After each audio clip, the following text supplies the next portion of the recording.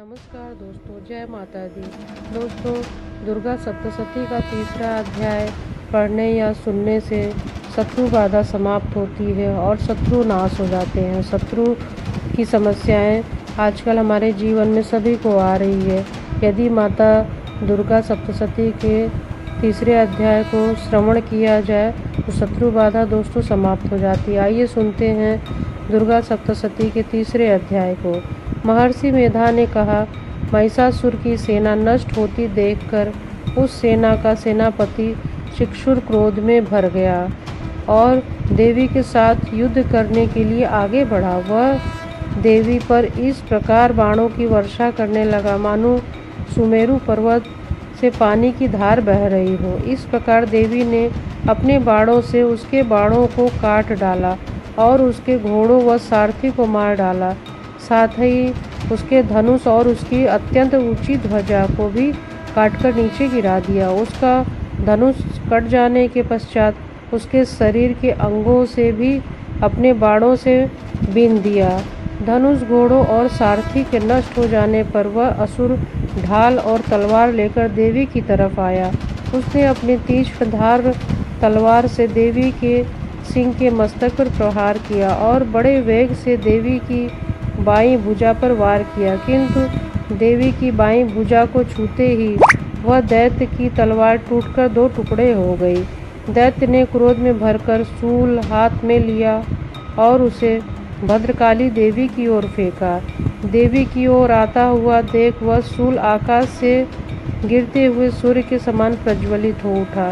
उस शूल को अपनी ओर आते देखकर देवी ने भी शूल छोड़ा और महाअसुर के शूल के 100 टुकड़े कर दिए और साथ ही महाअसुर के प्राण भी हर लिए। शिक्षुर के मरने पर देवताओं को दुख देने वाला चामर नामक दैत्य हाथी पर सवार होकर देवी से लड़ने के लिए आया और उसने आने के साथ ही पृथ्वी पर प्रहार किया, किंतु देवी ने अपनी हुंकार से ही उसे तोड़कर पृथ्वी पर डाल दिया। शक्ति को टूटा हुआ देखकर दैत्य ने क्रोध से लाल होकर शूल को चलाया, किंतु देवी ने उसको भी काट डाला। इतने में देवी का सिंह उछलकर हाथी के मस्तक पर सवार हो गया और दैत्य के साथ बहुत ही तीव्र युद्ध करने लगा। फिर वह दोनों लड़ते हुए हाथी से पृथ्वी पर आ गिरे। दोनों बड़े क्रोध से लड़ते हुए फिर सिंह बड़े जोर जोर से आकाश की ओर उछला और जब पृथ्वी की ओर आया तो अपने पंजे से चामर का सिर धड़ अलग से अलग कर दिया। क्रोध से भरी हुई देवी ने शिला और वृक्ष आदि की चोटों से उदग्र को भी मार डाला। कराल को दांतों, मुक्कों और थप्पड़ों से चूर्ण कर डाला। क्रुद्ध हुई देवी ने गदा के प्रहार से उद्धत दैत्य को मार गिराया। बिंदीपाल ने वाष्पकल को बाणों के ताम्र तथा अंधक को मौत के घाट उतार दिया। तीनों नेत्रों वाली परमेश्वरी ने त्रिशूल से उग्रास्य, उग्रवीर और महाहनु नामक राक्षस को मार गिराया। उसने अपनी तलवार से विडाल नामक दैत्य का सिर काट डाला तथा अपने बाणों से दूर और दुर्मुख राक्षस को यमलोक को पहुंचा दिया। इस प्रकार जब महिषासुर ने देखा कि देवी ने मेरी सेना को नष्ट कर दिया तो भैंसे का स्वरूप धारण कर देवी के गणों को दुख देने लगा। उस गणों के कितने को उसने मुख के में से प्रहार किया, कितनों को खुरों से, कितनों को पूंछ से, कितनों को सींगों से, बहुतों को दौड़ने के वेग से, अनेकों को सिंहनाद से, कितनों को चक्कर देकर, कितनों को श्वास वायु में झोंकने से पृथ्वी पर गिरा दिया। वह दैत्य इस प्रकार गणों की सेना को गिरा देवी के सिंह को मारने के लिए दौड़ा।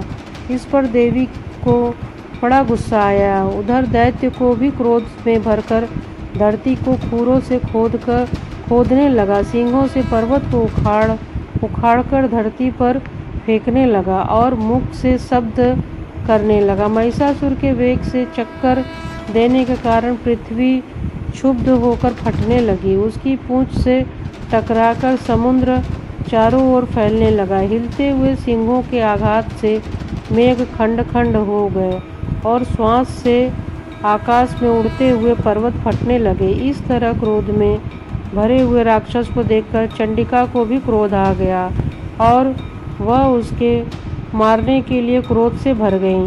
देवी ने पास फेंककर दैत्य को बांध लिया और उसने बंध जाने पर दैत्य का रूप त्याग दिया और सिंह का रूप बना लिया। ज्यों ही देवी उनका सिर काटने के लिए तैयार हुई, उसने पुरुष का रूप बना लिया जो कि हाथ में तलवार लिए हुए था। देवी ने तुरंत ही अपने बाणों के साथ उस पुरुष को उसकी तलवार ढाल सहित बींध डाला। इसके पश्चात वह हाथी के रूप में दिखाई देने लगा और अपनी लंबी सूंड से देवी के सिंह को खींचने लगा और गर्जने लगा। देवी ने अपनी तलवार से उसकी सूंड काट डाली। तब राक्षस ने एक बार फिर से भैंसे का रूप धारण कर लिया और पहले ही वह चर अचर जीवों सहित समस्त त्रिलोकी को व्याकुल करने लगा।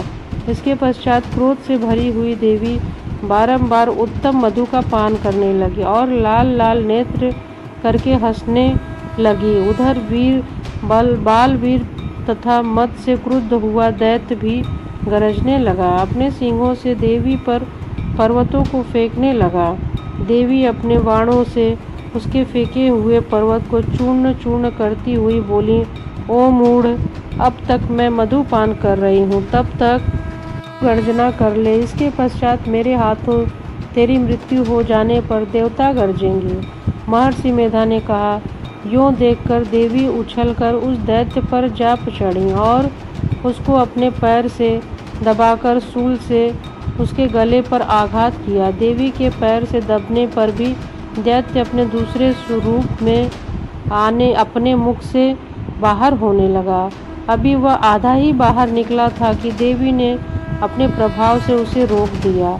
जब वह आधा निकला हुआ ही दैत्य युद्ध करने लगा, तब देवी ने अपनी तलवार से उसका सिर काट डाला। इसके पश्चात सारी राक्षस सेना हाहाकार करने लगी, वहाँ से भाग खड़ी हुई। सब देवता अत्यंत प्रसन्न हुए तथा ऋषि महर्षि सहित देवी की स्तुति करने लगे। गंधर्वराज गान करने लगे तथा अप्सराएं नृत्य करने लगीं। दोस्तों, सप्तशती का यह था तीसरा अध्याय, जिसमें देवी की महिमा का वर्णन किया गया है। देवी ने किस प्रकार शत्रुओं राक्षसों को मारकर देवताओं को भी प्रसन्न किया। देवी के तृतीय अध्याय को श्रवण करने से समस्त शत्रु बाधा कष्ट जीवन में आ रही बाधाएं समाप्त हो जाती हैं। जय मां।